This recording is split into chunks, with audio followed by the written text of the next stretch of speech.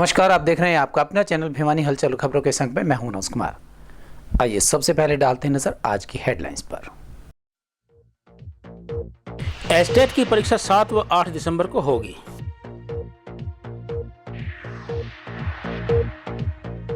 लोकतंत्र के लिए मताधिकार का प्रयोग करना जरूरी, कहा सेशन जज ने। दिव्यांग मतदाता अब अपने घर से डाल सकेंगे वोट।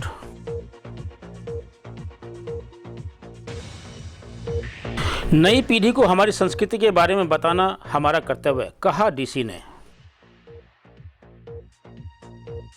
पूंजीवादी सोच ने प्रदेश के विकास को किया बाधित, कहा आप नेता राजेंद्र जोगपाल ने। पेड़ मनुष्य को सकारात्मक ऊर्जा देते हैं, कहा तोशाम के डीएसपी दलीप सिंह ने। और अब खबरें विस्तार से। हरियाणा विद्यालय शिक्षा बोर्ड द्वारा हरियाणा अध्यापक पात्रता परीक्षा 2024 का आयोजन 7 व 8 दिसंबर को करवाया जा रहा है। इस बारे में शिक्षा बोर्ड के अध्यक्ष वीपी यादव ने बताया कि सरकार ने एस्टेट परीक्षा के आयोजन की अनुमति दे दी है, जिसके लिए जल्द ही रजिस्ट्रेशन की प्रक्रिया शुरू कर दी जाएगी। उन्होंने कहा कि इस परीक्षा में इस बार भी परीक्षा पत्र की सुरक्षा को लेकर परीक्षा पत्रों पर QR code, alpha numeric code और हिडन फीचर का फार्मूला अपनाया जाएगा। कोई भी प्रश्न पत्र परीक्षा केंद्र से आउट होता है तो उस पर तुरंत एक्शन लिया जाएगा और अभ्यर्थी की पात्रता को रद्द कर दिया जाएगा।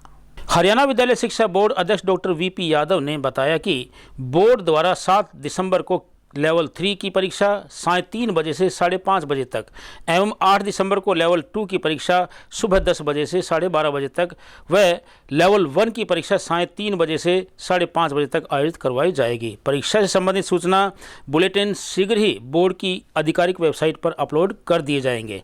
उन्होंने बताया कि इस बारे में भी प्रश्न पत्र की सुरक्षा को लेकर शिक्षा बोर्ड के द्वारा प्रश्न पत्रों पर QR कोड, अल्फा न्यूमेरिक और हिडन फीचर का फार्मूला अपनाया जाएगा। अगर कोई प्रश्न पत्र परीक्षा केंद्र से आउट होता है तो तुरंत इसका पता बोर्ड मुख्यालय की टीम को लग जाएगा। बोर्ड अध्यक्ष ने बताया कि शिक्षा बोर्ड ने हाई सिक्योरिटी कैमरे और जैमर परीक्षा केंद्रों पर लगाने की प्रक्रिया आरंभ कर दी है। मुझे अपार प्रसन्नता हो रही है इस बात को का डिक्लेरेशन करते हुए कि हरियाणा विद्यालय शिक्षा बोर्ड 7 व 8 दिसंबर को एस्टेट की परीक्षाएं करवाएगा। 7 तारीख को हमने लेवल 3 की परीक्षा करवानी है, जिसके अंदर समय 3:30 से 5:30 बजे तक का रहेगा और 8 दिसंबर को यानी इतवार होगा उस दिन लेवल 2 की और लेवल 1 की परीक्षा होगी। लेवल 2 की परीक्षा है सुबह 10 से 12:30 बजे तक रहेगी और लेवल 1 की परीक्षा है जो 3 से 5:30 बजे तक रहेगी। तो ये समय सारणी है और तिथियां इसकी आज सरकार से अनुमति मिलने के बाद आज हमने विधिवत रूप से ऑफिशियली हम इसको डिक्लेयर कर रहे हैं। मैं चाहूँगा कि सभी विद्यार्थी इसे नोट करें और जो कैंडिडेट्स इस परीक्षा को देना चाहते हैं वो अपनी तैयारी के साथ बहुत जल्दी ही फॉर्म रिलीज हो जाएगा। आधिकारिक वेबसाइट जो हमारी बोर्ड की भी है www.bsch.org.in पर सारी जो इन्फॉर्मेशन बुलेटिन डाल दिया जाएगा और बहुत ही जल्दी जो है हम इसका रजिस्ट्रेशन आने वाले समय में शुरू कर देंगे।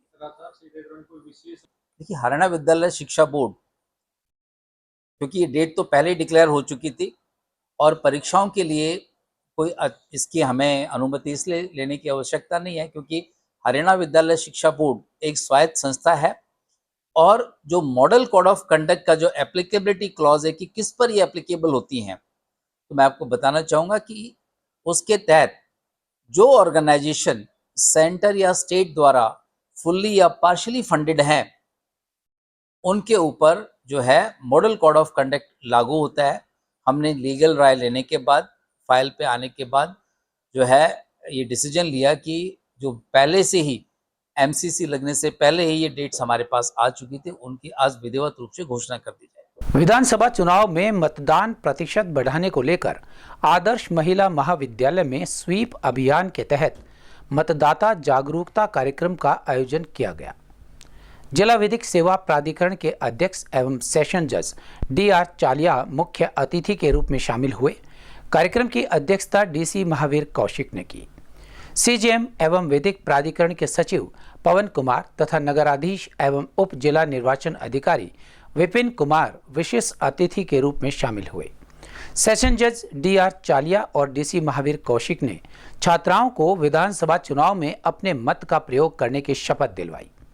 इस दौरान उन्होंने मतदान के प्रति जागरूकता को लेकर कॉलेज की छात्राओं द्वारा निकाली गई चेतना रैली को हरी झंडी दिखाकर रवाना किया। उन्होंने कानूनी साक्षरता पर जोर दिया और कहा कि कानूनी साक्षरता के सहारे हम अपने अधिकारों को सुरक्षित रख सकते हैं। आदर्श महिला महाविद्यालय में मतदाता जागरूकता कार्यक्रम को संबोधित करते हुए सेशन जज डीआर चालिया ने कहा कि भारतीय संविधान द्वारा देश के प्रत्येक नागरिक को समान रूप से वोट करने का अधिकार दिया गया है। उन्होंने कहा कि हमें देश की आज़ादी का महत्व समझना होगा। आज़ादी के लिए न जाने कितनी कुर्बानियां हमको देनी पड़ी। कुर्बानी क्या होती है, यह उन परिवारों से जाकर जाने जिनके घरों से नौजवानों ने देश के लिए अपनी जान दी है। उन्होंने कहा कि देश को आज़ादी घर बैठे नहीं मिली है, शहीदों की बदौलत आज हम आज़ादी की खुली हवा में सांस ले रहे हैं। उन्होंने कहा कि चुनावी रूपी त्यौहार 5 साल में एक बार आता है। मतदाताओं को भी इस त्यौहार में पार्टी के नेताओं व कार्यकर्ताओं की तरह उमंग व उत्साह के साथ भाग लेना चाहिए। जिला निर्वाचन अधिकारी महावीर कौशिक ने कहा कि भारत दुनिया का सबसे बड़ा लोकतांत्रिक देश है। दुनिया के अनेक देशों के लोग तानाशाही का शासन झेल रहे हैं। संसार में केवल आधी आबादी को ही वोट डालने का अधिकार है, जिसमें से करीब 100 करोड़ मतदाता तो भारतीय ही हैं। उन्होंने कहा कि मतदान प्रतिशत से ही लोकतंत्र मजबूत होता है, जिसके पक्ष में अपनी बात अंतर्राष्ट्रीय स्तर पर रखते हैं। उन्होंने कहा कि हमें इस धारणा को त्यागना होगा कि हमारे एक वोट न डालने से क्या फर्क पड़ता है। कि हम अपने देश की लोकतांत्रिक परंपराओं मर्यादाओं को बनाए रखेंगे तथा स्वतंत्र, निष्पक्ष एवं शांतिपूर्ण निर्वाचन। आज का जो कार्यक्रम है वो आदर्श कन्या महाविद्यालय में स्वीप एक्टिविटीज़ के तहत किया गया था। जैसा कि आप सभी जानते हैं, 5 अक्टूबर को पूरे प्रदेश में चुनाव होना है, मतदान होना है। तो लोगों को जागरूक करने के लिए ये आज की कार्रवाई की गई थी। इसका कारण ये है कि जो भिवानी विधानसभा क्षेत्र है, इसका जो मतदान प्रतिशत है वो पूरे जो भिवानी जिला के मुकाबले में और पूरे प्रदेश के मुकाबले में कम रहता है। तो मैं आप लोगों के माध्यम से भिवानी जिला की पूरी जनता से निवेदन करूंगा कि वो मतदान के दिन बढ़ चढ़कर भाग लें और अधिक से अधिक मतदान करें। तो जो भिवानी विधानसभा क्षेत्र के ऊपर एक कम मतदान का जो दाग लगा हुआ है ये धुल सके और हम अधिक से अधिक मतदान करके जो लोकतंत्र है उसमें अपनी भागीदारी। आदर्श कॉलेज के सभागार में इकट्ठे हुए हैं अंतर्राष्ट्रीय साक्षरता दिवस को मनाने के लिए। ये प्रतिवर्ष 8 सितंबर को 8 सितंबर को मनाया जाता है। इसमें जो साक्षरता का जो महत्व है इसके बारे में सभी विद्यार्थियों को बताया गया है और मैं और प्रशासन की तरफ से यहाँ पर एक सभागार में आके सभी को अपने राइट्स के बारे में अवगत कराया गया और शिक्षा का कितना महत्व हम सबके जीवन में है इसके बारे में अवगत कराया है। जितने भी विद्यार्थी थे यहाँ पर सभी की तरफ से बड़े एंथुसियास्टिक थे। उन लोगों ने बहुत ध्यान से इसके बारे में सुना, बहुत सारे ने प्रश्नोत्तरी भी की और उनको जितने भी क्वेश्चंस थे, क्वेश्चनायर थे, उसके बारे में हमें सब बताया गया है। इसके अलावा प्रशासन की तरफ से और हमारी साक्षर लीगल सर्विस अथॉरिटी की तरफ से भी जो आगे इलेक्शन हमारी लेजिस्लेटिव असेंबली का है उसके बारे में वोट का कितना महत्व है इसके बारे में भी ज्ञान दिया गया है। ये हमारा एक मताधिकार एक राइट है जो हमारे कॉन्स्टिट्यूशन से हमें दिया गया है और ये बिल्कुल जायज़ है कि और ये बिल्कुल ज़रूरी है कि हम सभी अपने मताधिकार का प्रयोग करें। इसको एक छुट्टी को ना मनाते हुए अपना एक कर्तव्य और अपने की ड्यूटी समझे, क्योंकि आपका वोट ही है जो हमारे अपने आगे अच्छे लोगों को ऊपर लेजिस्लेटिव असेंबली में भेजेंगे और जो हमारी जो अधिकार हैं और हमारे जो कार्य हैं उसको डालने की बात हो रही थी आज के कार्यक्रम में। और मैं समझता हूँ कि लोकतांत्रिक प्रणाली में वोट डालना हमारा अधिकार है और इस अधिकार का प्रयोग हमें ज़रूर करना चाहिए।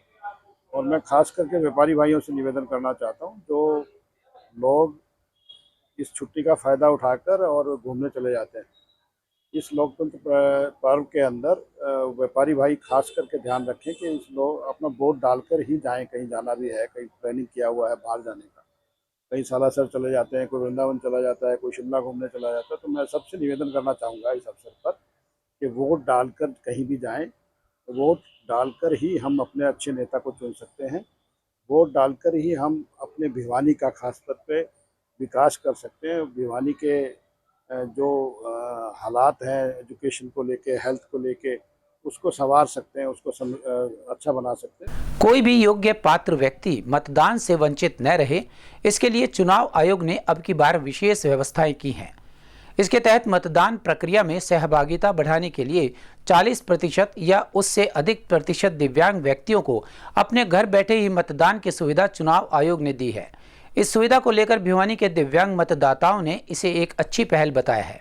वहीं भिवानी के एसडीएम व विधानसभा के रिटर्निंग अधिकारी महेश कुमार ने बताया कि 85 वर्ष से अधिक आयु के बुजुर्गों को भी घर से ही मतदान की सुविधा दी जा रही है।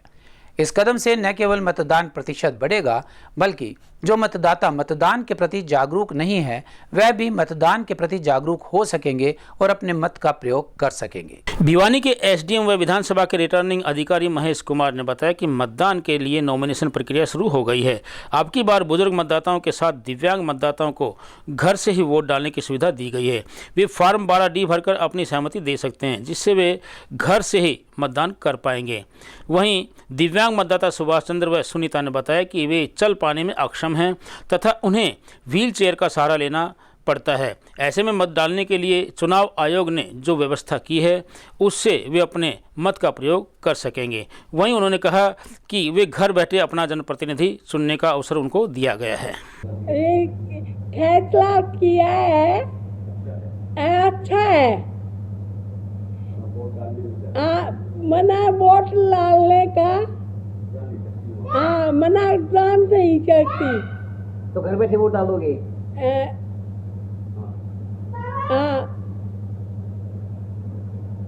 ना फैसला अच्छा है तो बढ़िया, वो तो और भी बढ़िया। लाइन में ना लगना पड़ेगा, अपने घर बैठे वोट देंगे तो और भी बढ़िया, और भी सरकार अच्छी होगी जो इतनी सुविधा दे रही है। तो अब तक कितने सीएम बना दिया आपने? फैसला लिया है अकबर जो बुजुर्ग हैं, अपाहिज हैं या किसी वजह से चल फिर नहीं सकते, उनको वोट का अधिकार अपने घर पर ही दिया है। ऐसा करके सरकार ने बहुत बढ़िया काम किया है प्रजातंत्र के लिए। जहाँ तक प्रजातंत्र का सवाल है, जनप्रतिनिधि उसे ही कहते हैं जो मैक्सिमम लोगों का प्रतिनिधित्व करता है। जहाँ ज़्यादा वोटिंग होगी तो प्रतिनिधित्व भी उतना ही मजबूत होगा। जो अब इलेक्शन कमीशन के द्वारा जो हमारे 85+ जो हमारे जो वोटर्स हैं और जो दिव्यांगजन हैं, उनके लिए भी घर से वोट डालने की प्रक्रिया आरंभ की गई है। इसके अंतर्गत जितने हमारे BLOs हैं उनको भी निर्देश दिए गए हैं कि फार्म जो 12D होता है हमारा पोस्टल बैलेट के माध्यम से, जो भी हमारे बूथ वाइज जो हमारे वोटर्स हैं इस प्रकार के, उनके घर जाके उनसे सहमति पत्र लेंगे। अगर कोई साथी इस सुविधा का लाभ लेना चाहता है तो वो अपने सहमति पत्र देगा। इसके अतिरिक्त जो हमारा जो फाइनलाइजेशन ऑफ कैंडिडेट्स हो जाता है, अलॉटमेंट सिंबल हो जाता है, तो फिर जो हमारे जो टीम हमारे द्वारा गठित की जाएगी, जो उनके घर पे ही जाके संबंधित जिन्होंने अपनी सहमति दी है उनसे घर पे जाके वोट वोट डालने की प्रक्रिया आरंभ की जाएगी। इस प्रक्रिया को देखने के लिए जो हमारे जितने भी उम्मीदवार हैं या राजनीतिक दल हैं वो भी इसमें शामिल हो सकते हैं, ताकि निष्पक्ष रूप से हम इसमें उनकी वोटिंग करा सकें। सर्वपल्ली राधाकृष्णन लैब स्कूल में आयोजित जिला स्तरीय सांस्कृतिक उत्सव में 5वीं से 8वीं कक्षा तक के विद्यार्थियों ने भाग लिया। इस कार्यक्रम में Ragini, group dance, solo folk dance, solo music, dance skit और म्यूजिक सोलो जैसी प्रतियोगिताओं में बच्चों ने अपनी कला और प्रतिभा का प्रदर्शन किया। मुख्य अतिथि उपायुक्त महावीर कौशिक एवं शिक्षा बोर्ड के अध्यक्ष डॉक्टर VP यादव ने कहा कि इस तरह के कार्यक्रम के माध्यम से हरियाणवी संस्कृति नई पीढ़ी तक पहुंच रही है। हरियाणवी संस्कृति हमारी धरोहर है और इसकी पूरे देश में एक अलग पहचान है। जिला स्तरीय सांस्कृतिक कार्यक्रम के शुभारंभ अवसर पर महावीर कौशिक ने कहा कि यह कार्यक्रम हरियाणवी संस्कृति के प्रचार प्रसार के लिए अत्यंत आवश्यक है। इससे हमारी समृद्ध सांस्कृतिक धरोहर को नई पीढ़ी तक पहुंचाने का कार्य किया जा रहा है। Board chairman doctor VP Yadav ने कहा कि इस प्रकार के कार्यक्रम संस्कृति और संस्कार को अगली पीढ़ी में स्थानांतरित करते हैं। शिक्षा विभाग के इस प्रकार के प्रयासों से आधुनिक युग में बच्चों को पता चला कि हमारी संस्कृति की पहचान क्या है और क्यों हरियाणवी संस्कृति महान है। जिला कोऑर्डिनेटर संजय सैनी ने कहा कि जिला स्तर पर प्रथम रहने वाली टीमें राज्य स्तरीय प्रतियोगिता में अपनी प्रस्तुति देंगी।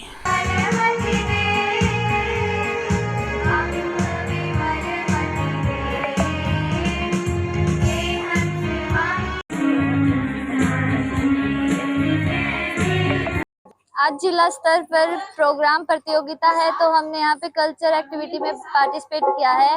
इसमें हमने जैसे साधारण लोग खेतों में काम करते हैं, बिलोना, दही बिलोना, ये पोशाक, बोरला, रखड़ी, तागड़ी, दामन, ये अब नहीं पहनते, पहले पहनते थे। चाहिए बड़ी खुशी की बात है कि जिला के शिक्षा विभाग द्वारा हरियाणा विद्यालय शिक्षा बोर्ड के साथ मिलकर आज एक कल्चरल जो फेस्ट है उसका आयोजन किया गया था। इसमें जो स्कूल के बच्चे हैं उनको एक तरह से स्टेज उपलब्ध करवाई जाएगी अपनी प्रतिभा को दिखाने के लिए, अच्छी अच्छी प्रस्तुतियाँ देने के लिए। ये जो प्रोग्राम है 2 दिन का है। आज है वो अब तो जो 8th क्लास के बच्चे हैं उनके लिए आज आयोजन है और कल है वो 9th, 10th, 11th, 12th के बच्चों के लिए है। तो ये बहुत अच्छी शुरुआत है और इसके लिए मैं डीओ साहब और उनकी पूरी टीम का धन्यवाद करता हूँ, बहुत बहुत बधाई देता हूँ। इसके अलावा यहाँ पे जो सांस्कृतिक जो हमारी विरासत है हरियाणा की उसको भी दिखाया गया है, क्योंकि जो हमारी युवा पीढ़ी है वो जो हमारे इतिहास से, संस्कृति से उनको उतनी जानकारी नहीं है। उनको ओतप्रोत कराने के लिए जो हमारे पुराने उपकरण हैं उनको यहाँ पे दर्शाया गया है। तो ये बहुत अच्छा प्रोग्राम है। तो आसपास किसी भी स्कूलों के बच्चों को मैं कहूँगा कि उनको आके यहाँ देखना चाहिए, पार्टिसिपेट करना चाहिए।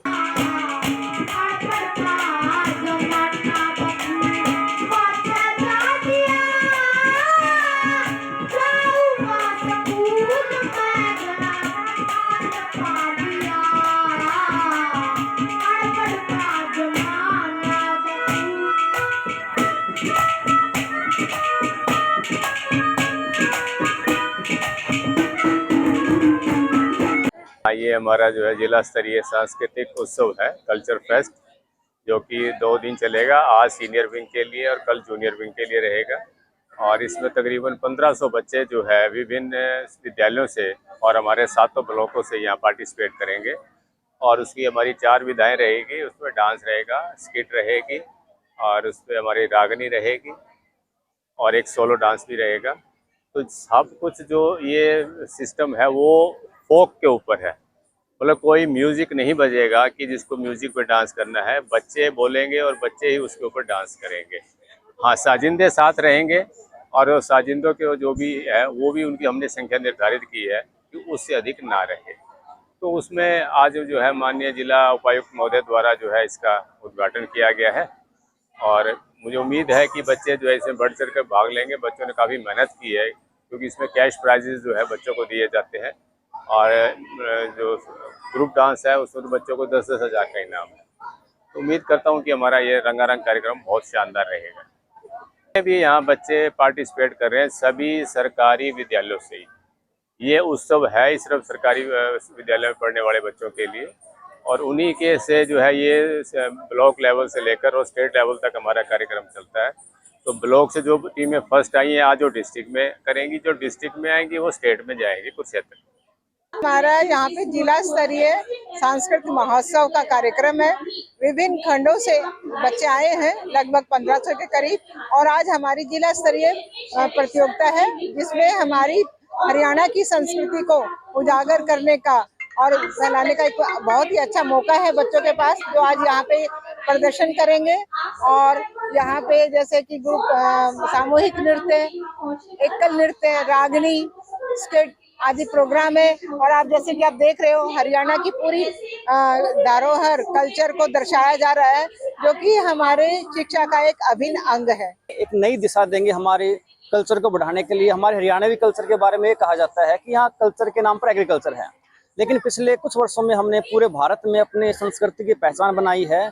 और हरियाणा शिक्षा विभाग के इसी कार्यक्रम, इसी योजना के अंतर्गत लास्ट ईयर पूरे हिंदुस्तान में अपने हरियाणा की जो टीम थी वो प्रथम स्थान पर रही थी। इसके लिए प्रेस मीडिया, बच्चे, टीचर सभी साधुवाद के पात्र हैं कि हमारी हरियाणवी संस्कृति को बचाने के लिए वो लगातार प्रयासरत हैं। आम आदमी पार्टी नेता एवं शिक्षा बोर्ड के पूर्व सहायक सचिव राजेंद्र कुमार जोगपाल ने कहा कि बेरोजगारी का दंश झेल रहे युवा हरियाणा से पलायन करने को मजबूर हैं। उन्होंने कहा कि आम आदमी पार्टी ने पूंजीवादी हित में काम करने वाली भाजपा से हरियाणा प्रदेश का पीछा छुड़वाने का संकल्प लिया है। उन्होंने अरविंद केजरीवाल द्वारा जारी की गई 5 गारंटियों की विस्तार से जानकारी दी। पत्रकारों को संबोधित करते हुए आम आदमी पार्टी नेता एवं शिक्षा बोर्ड के पूर्व सहायक सचिव राजेंद्र कुमार जोगपाल ने कहा कि भाजपा की पूंजीवादी सोच ने हरियाणा प्रदेश को विकास के मामले में पीछे धकेलने का काम किया है, जिसके चलते भाजपा के 10 वर्षों के कुशासन में प्रदेश का प्रत्येक वर्ग अपने हितों को लेकर सड़कों पर रहा। उन्होंने कहा कि आज हालात यहाँ है कि हरियाणा प्रदेश बेरोजगारी, भ्रष्टाचार, अपराध और नशाखोरी चरम सीमा पर है। वहीं उन्होंने कहा कि आम आदमी पार्टी की सरकार में दिल्ली व पंजाब में हो रहे विकास कार्यों की तर्ज पर अरविंद केजरीवाल ने 5 गारंटियां प्रदेश की जनता को दी है।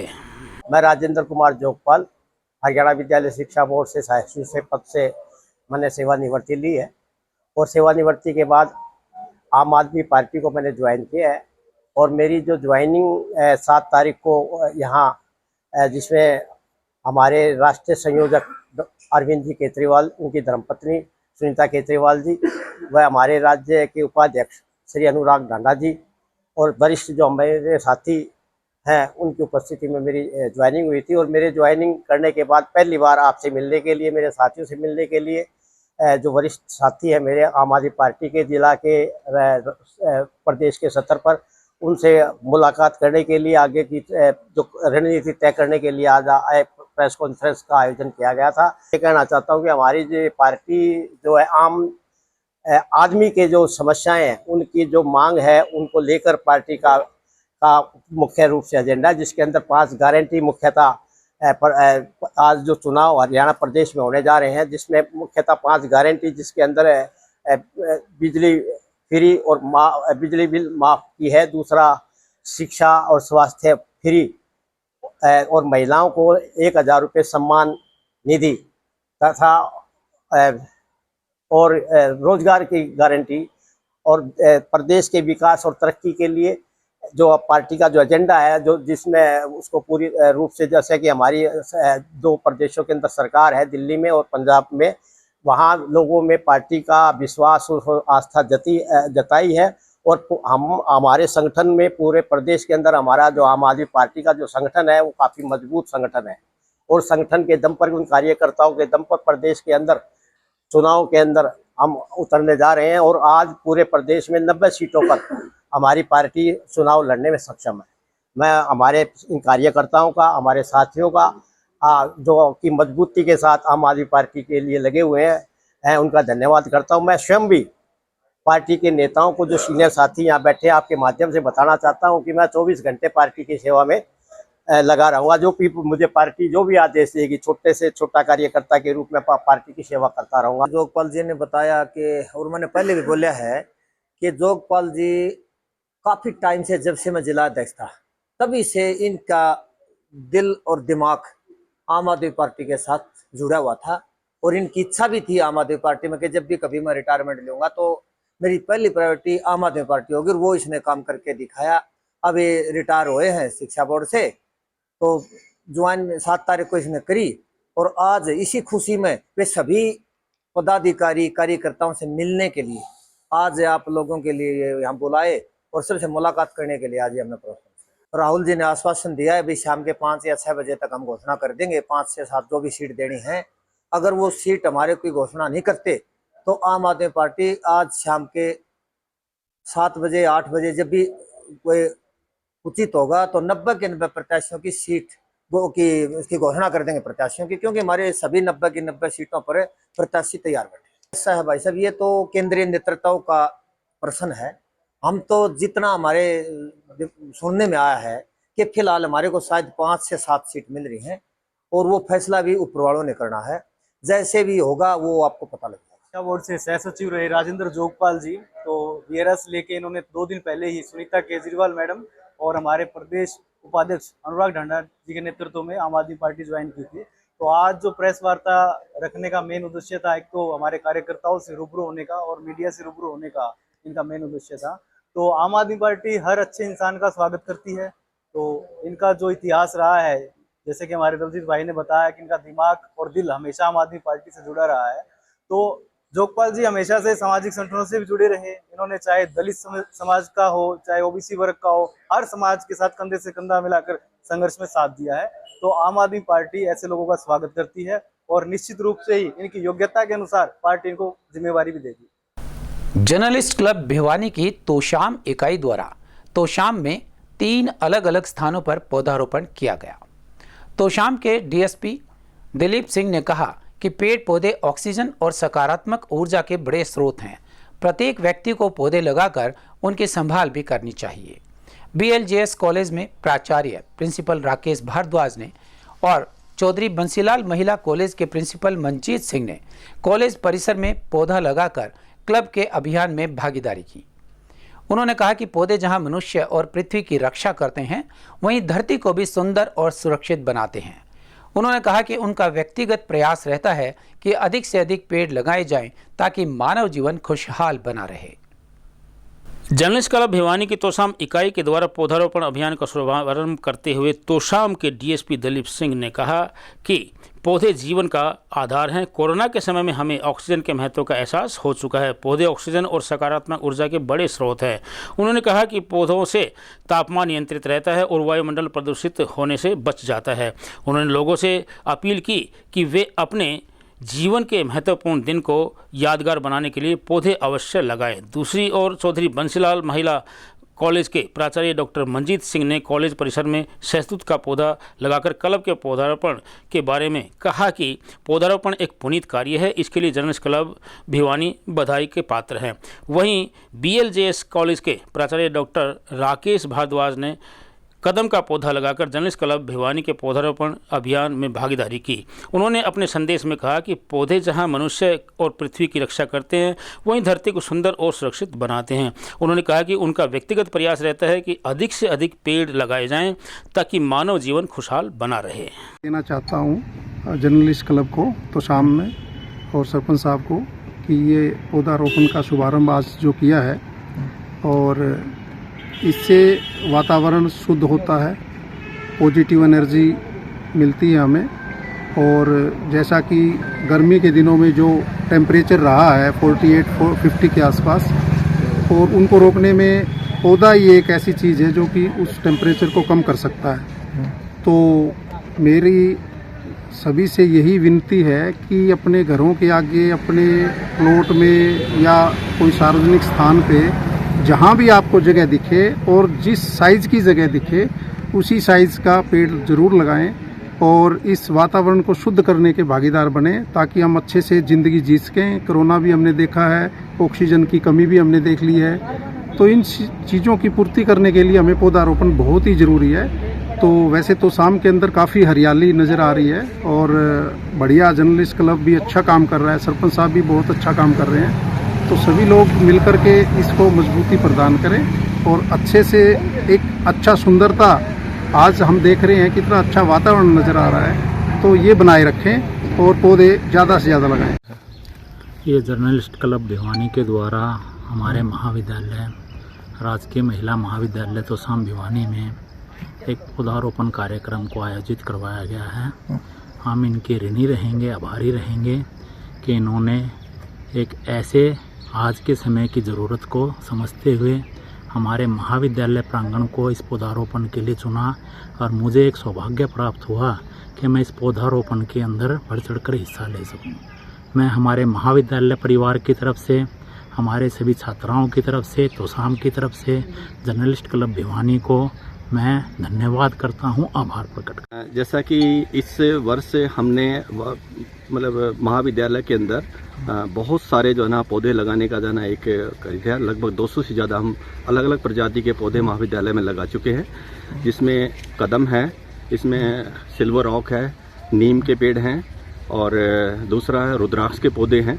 तो ऐसे पौधे जो छाया भी देते हैं और ज़्यादा से ज़्यादा ऑक्सीजन देते हैं। तो हमारा मेन मकसद यही होता है कि ज़्यादा से ज़्यादा जो है ना पौधारोपण महाविद्यालय में किया जाए और विद्यालयों में विद्यार्थियों को भी हम इसको ज़्यादा से ज़्यादा प्रेरित करते हैं। हमारी पूरी टीम है महाविद्यालय में जो पौधारोपण का कार्यक्रम को पूरे वर्ष भर जो ना कार्यक्रम इस टाइप का करते रहते हैं। यही नहीं है कि हम महाविद्यालय में पौधारोपण करते हैं, हम बाहर भी सोसाइटी में भी जहाँ हमें खाली जगह मिलती है वहाँ पर पौधारोपण करते हैं। देखिए, मेरा तो एक ही बात है कि जितने भी लोग हैं हमारे अपने वर्ष से गांठ पर अपने बच्चे के जो ना जन्म दिवस के ऊपर हम प्रकृति को जितना ज़्यादा आप संतुलन पौधे लगाएंगे उतना ही ज़्यादा मतलब प्रकृति का जो संतुलन रहेगा। आज एयर क्वालिटी इंडेक्स जो है वो बहुत ही एक ऐसा है, दिल्ली के अंदर आप देखिएगा कि 400-500 से ज़्यादा हो जाता है।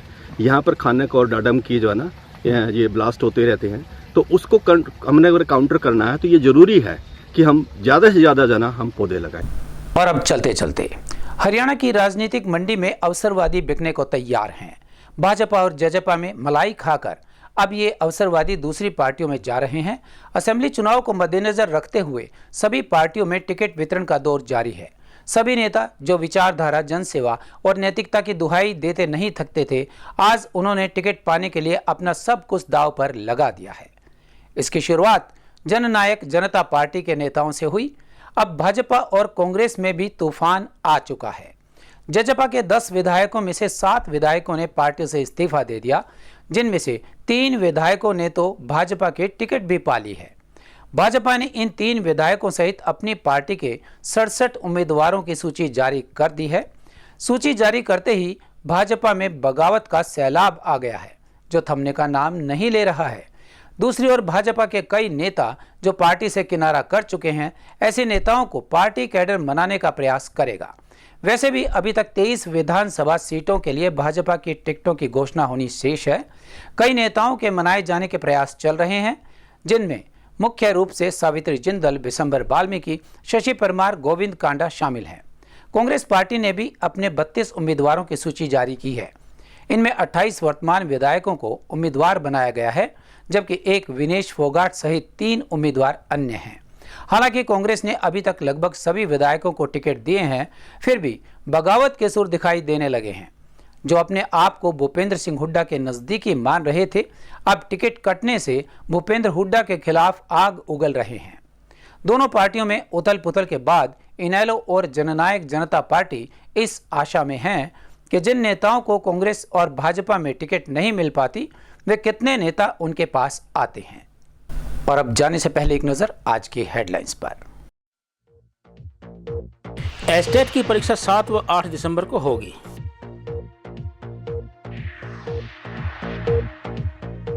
लोकतंत्र के लिए मताधिकार का प्रयोग करना जरूरी, कहा सेशन जज ने। दिव्यांग मतदाता अब अपने घर से डाल सकेंगे वोट।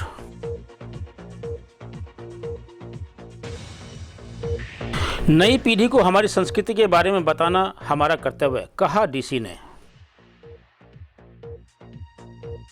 पूंजीवादी सोच ने प्रदेश के विकास को किया बाधित, कहा आप नेता राजेंद्र जोगपाल ने। पेड़ मनुष्य को सकारात्मक ऊर्जा देते हैं, कहा तोसाम के डीएसपी दलीप सिंह ने।